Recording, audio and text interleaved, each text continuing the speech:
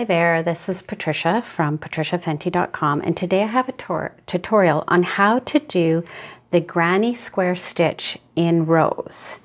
And I'm going to show you two different ways that you can do this stitch in rows.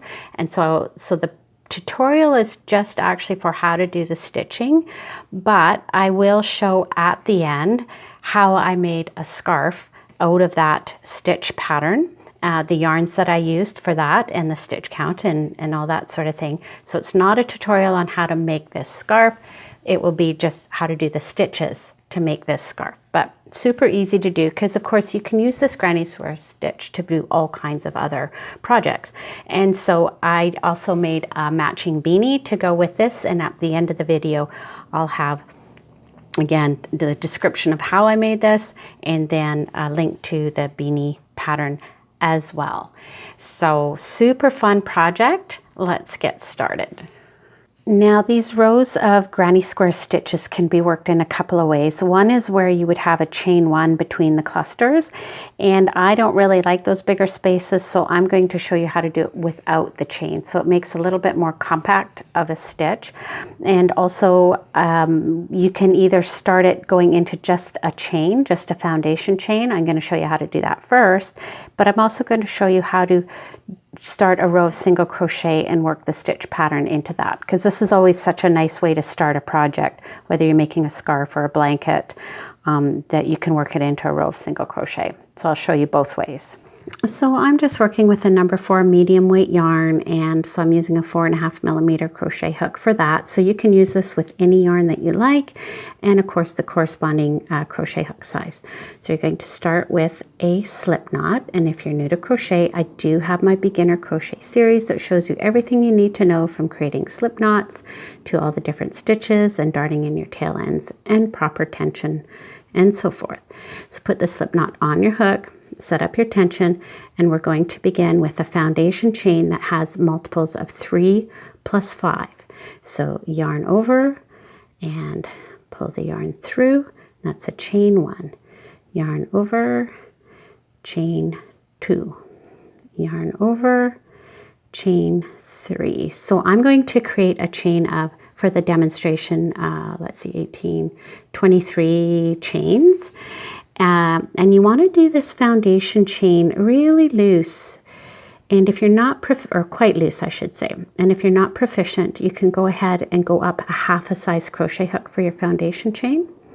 So yeah, so I'm just going to do 23. You do whatever you like for the size of project you're working on, and we'll see you at the end.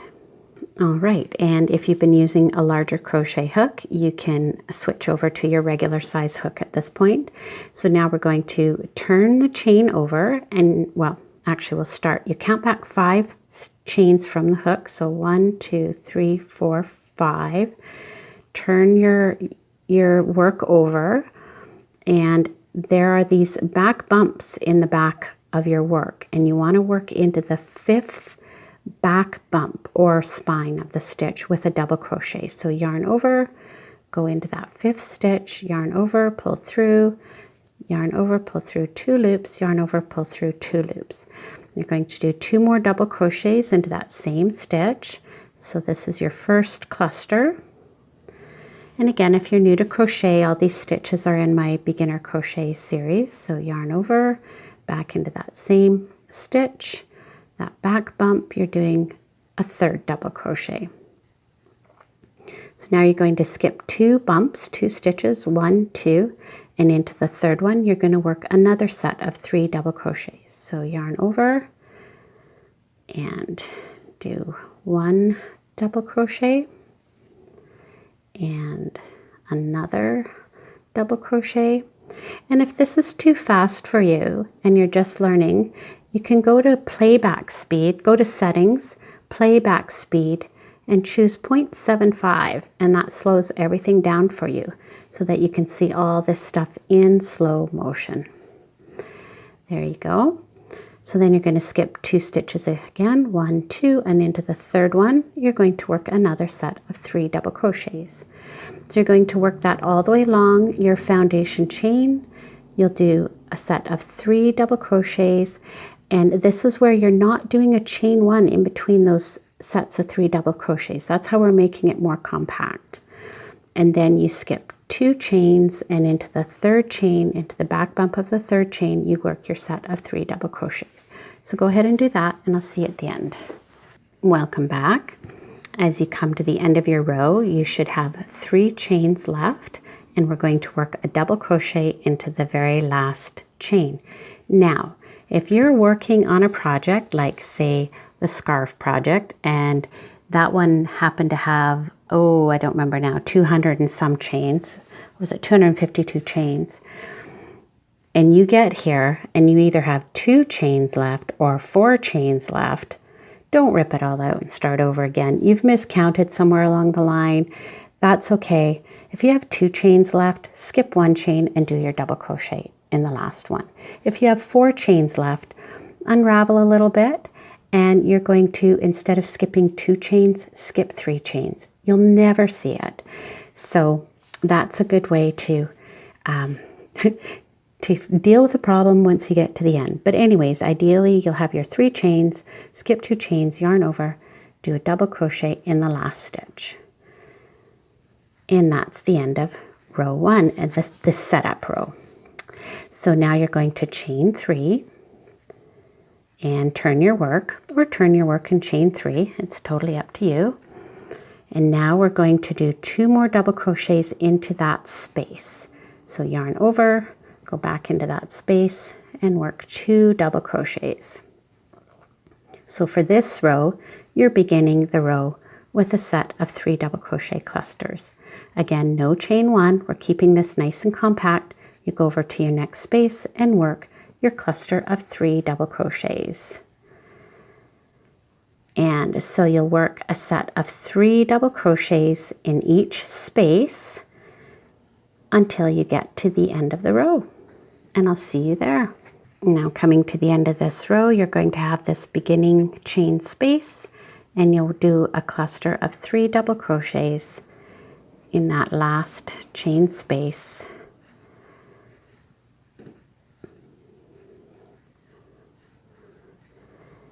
And that's the end of row 2, which I'm going to call the row 1 repeat.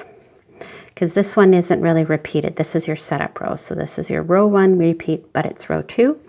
So now for the next row, we're going to chain 3. And we'll call this the row 2 repeat, but it's row 3. And you're going to skip over to this next cluster, or this next space, and do a cluster of 3 double crochets. And you're just going to do your 3 double crochets into each space. And again, there's no chain 1 in between, just a set of 3 double crochets. And you'll do that all the way along until you get to the end of the row. And we'll see you there.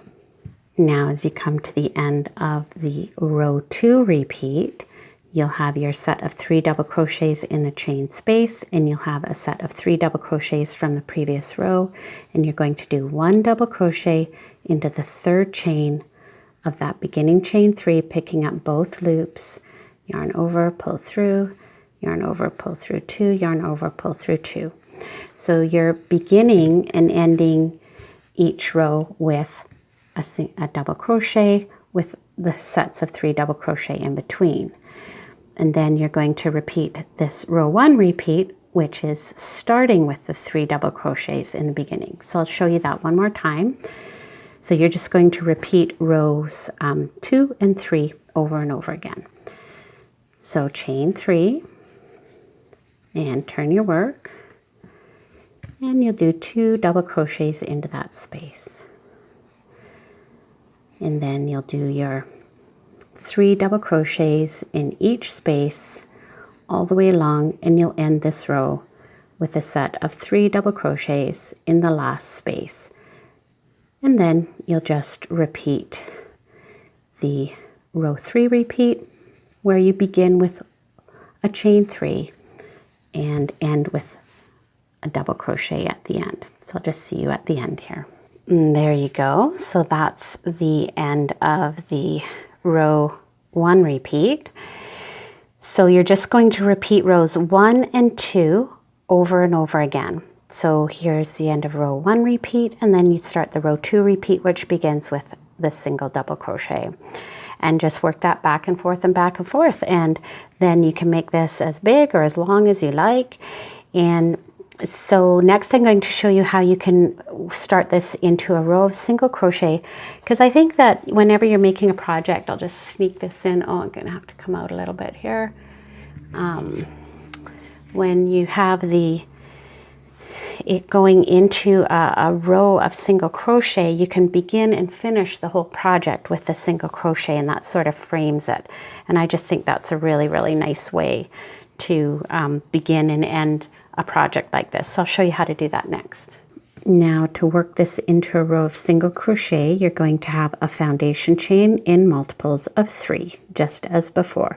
And again, you want this foundation chain to be quite loose. If you're using a larger crochet hook for that, then switch back now. So for this, this method, you're going to chain 1, and that's your turning chain. You're going to turn your chain over, and in the back we have the spine here, or the back bump stitches, and that's what we're going to work into. So not the one that's on your hook, but the next one, going under that back bump or the spine. Yarn over, pull through, yarn over, pull through 2, and do a single crochet into the back bump. And then going into the next back bump, yarn over, pull through, yarn over, pull through 2. So you're going to single crochet into the back bump of each stitch of that chain, and when you get to the end, you'll have your original number of chains for your foundation chain. So I'll have 18 single crochets. For the scarf pattern that I am using this stitch pattern for, I did a total of 252 chains. That's a multiple of 3, 84 multiples, and then a chain 1 to turn. And then I did my very long single crochet row. So go ahead and finish this first row, and I'll see you at the end. Now we'll do the setup row just like we did here when we went into the foundation chain. So, but in this case, we are going to just chain 3, and that counts as the first double crochet. Turn your work, and then you're going to count down that chain. You're going to do 1, 2, 3. So that's your chain. Now you're going to skip 2 stitches, 1, 2, and into the third stitch, you're going to work your first set of 3 double crochets. So yarn over, going under both loops, you'll do a set of 3 double crochets. And again, we're not doing a chain 1 in between these clusters. We're keeping this particular pattern nice and tight. So we're eliminating that chain 1. So then you're going to skip the next 2 stitches, and into the third stitch, you'll do another set of 3 double crochets. So you're just going to work that all along this. I guess this will be row 2, but this is your setup row essentially. Set of 3 double crochets, skip 2 stitches, and another set of 3 double crochets into the third stitch. So go ahead and do that, and I'll see you at the end. Now coming to the end of this setup row, you should have 3 stitches left. And like I said in this one here, if by chance you have 4 stitches left, then you've just miscounted somewhere along the way. So just unravel a couple of clusters, skip 3 stitches instead of 2, and carry on, and you'll never notice that in the whole piece. Or if you just have 2 stitches at the end, then instead of skipping 2 stitches, you'll just skip 1 and do a double crochet into the very last stitch of the row. So that's your foundation row all set up and ready to go, and now we're going to work on doing the actual stitch pattern. So you can chain 3 and turn your work, or turn your work, chain 3. That counts as your first double crochet. We're going to work 2 more double crochets into that first space. So the pattern, the stitch pattern begins with the set of 3 double crochets at the beginning of the row. And then you're just going to go over to each space and do a set of 3 double crochets in each space. And again, we're not doing that chain 1 in between. So go ahead and do your clusters of 3 double crochets in each space to the end of the row, including this one here, and we'll see you there. Great, so that's the end of the row 1 repeat, which is row 3 in this pattern sample. So now we'll go to the next row repeat. So again, we'll chain 3 and turn your work, and that's your first double crochet. And then this is the row that starts with the double crochet at the beginning of the row. You're going to skip this cluster here and do your sets of 3 double crochets in each space all the way along. So you can go ahead and do that until you get to the end of the row here where you have this last space, and I'll see you there. All right, so now to finish off this row, you're going to just do a double crochet into the 3rd chain of that beginning chain 3 and finish the row with just the 1 double crochet. And so that's the pattern repeat. You're doing 1 row where you begin with a set of 3 double crochets and end with a set of 3 double crochets, and the next row you're beginning with a single crochet, chain 3, single crochet, and then doing your clusters and finishing, or sorry, double crochet, and then finishing with 1 double crochet. So you can go ahead and make this any size you like, and with the beginning with the single crochet stitch, what you can do once you've got the pattern to your project to where you want it to be, you can finish off with a row of single crochet, and so you do that by doing a chain 1, and then not your turning chain, but into the next stitch, do a single crochet, and then you can just single crochet going under both loops of each stitch all the way along, and that's just a nice way to finish off the project. And when you get to the end here, you would do your single crochet into the 3rd chain of that turning chain there, that turning stitch. And so that makes a really nice frame.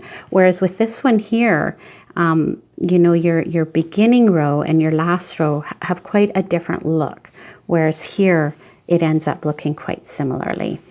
So next I'll just show you the yarn and what I'm doing with this particular project. I am using this technique here, and I'm going to make a scarf. So I'll just show you how I'm going to do that. I won't be showing the stitch pattern again. You can use the stitch pattern in any project you like. And so I'm using the Mainstays acrylic yarn. This is a Walmart brand, and it's a number 4 medium weight. This color is called Polo Stripe, and it is, each ball is 285 yards or 260 meters, 5 ounces or 142 grams. They're recommending a 5.5 millimeter crochet hook. I'm going to use a 4.5 millimeter because I want a slightly tighter stitch, and I do crochet quite loose. So 4.5 millimeter, and a darning needle and scissors. So of course I'm going to use the 2 balls of yarn because I'm going to make a beanie, and I'll put a link for that beanie pattern in the description box below the video. Click on ... more, and then of course I'm using this granny stitch pattern for the scarf. All right, so here we are. So I'm on row 5 of the pattern repeat, and I just thought I'd pop in and show you how it's going. So I'm making my scarf 80 inches in length with no tassels. So of course you can make this any length you like. So for me, 80 inches was 252 chains, which is a multiple of 3 plus 1 for the turning chain. And I started with the row of single crochet and then started working the pattern into that. But what I wanted to show you is, well, 2 things to show you how beautifully this self-striping yarn works up. But I came across a manufacturer's knot in the ball of yarn, and I just want to show you that you always want to tug on that knot. And I did, and the knot came apart. So never trust a manufacturer's knot. So what you can do in this case is you have two choices. You can either crochet along and just start on a new, the piece as you would join on a new yarn, join it right into the crochet, or you can do a magic knot. I'm going to do a magic knot, and I do have a tutorial on how to do a magic knot. That will be in the blog post that's in the description box below the video. Click on ... more, and that'll get you to that tutorial on how to do a magic knot. So carry on, and I just think this yarn is so beautiful. So I'll see you when it's all done. All right, so here we go. I've got my scarf all done. I absolutely love how this particular yarn crocheted up and how the colors in the self-striping yarn unfolded. It's always a bit of a mystery where the color is going to change, and so I ended up doing a total of 11 rows of the stitch pattern, and that included this setup row. And then there was the beginning row of the single crochet, and I finished it with a row of single crochet. So I just love how this turned out. And again, this was 80 inches in length with a foundation chain of 252 chains, and then chain one to turn and do your single crochet. So then I went ahead and I made a matching beanie with the remaining yarn of these two balls of yarn. And I think this just turned out so sweet. I love how it turned out. Now, and I will put a link for this beanie pattern in the description box below the video. So this is how much yarn I had left. So there was enough yarn to make a youth size beanie. And for me, that's right, because I like a small adult youth size. But the problem I had was that it ended up being all red at the bottom, and when I went to do the brim, it just kind of looked weird to have all the red colors at the bottom. So I just went into my stash and I tried to match up a color that I had that was close, and I did the brim in that contrasting color, and it made all the world of difference. So if you run into that same problem where you have all the same color at the bottom, just pick a color. There's so many you can choose from in here. And like that. And so for this particular beanie pattern, I ended up going with a 5.5 millimeter crochet hook for the body of the beanie, and then a 5 millimeter for the brim. It just always depends on the yarn. Like number 4 medium weight yarns are always a little bit different, and so I just ended up choosing this size because I thought it was a good size for the stitch. But anyways, all that information is in the pattern for the beanie down below. And this wonderful scarf, again, there's not a written pattern for this scarf. You'll just have to follow the video tutorial for the stitch pattern and make the scarf any size that you like. So I hope you have fun with this and be creative and use it for all sorts of fun projects. And thank you for joining me. We'll see you next time.